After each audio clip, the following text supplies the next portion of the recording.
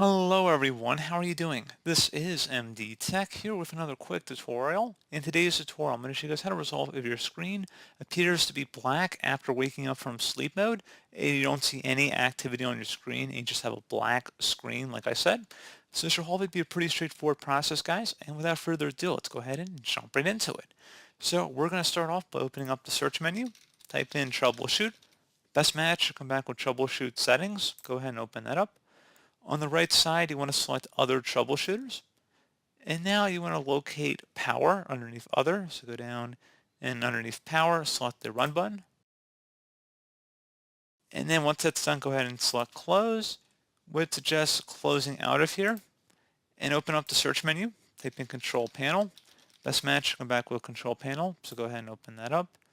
Set your view by to large icons, and then you want to select Power Options. On the left side, select where it says choose what the power button does. If you saw an option under here for fast startup, you want to uncheck that. So you have to select change settings that are currently unavailable.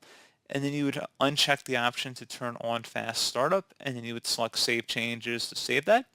And then once you're done with that, you would want to restart your computer. So after we've done both of those, if they were both applicable, restart your device.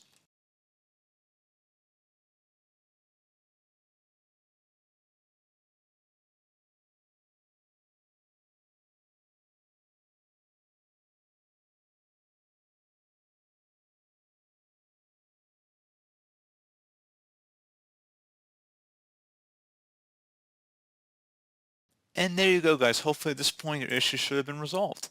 So as always, thank you for watching this brief tutorial. I do hope I was able to help you out, and I do look forward to catching you all in the next tutorial. Goodbye.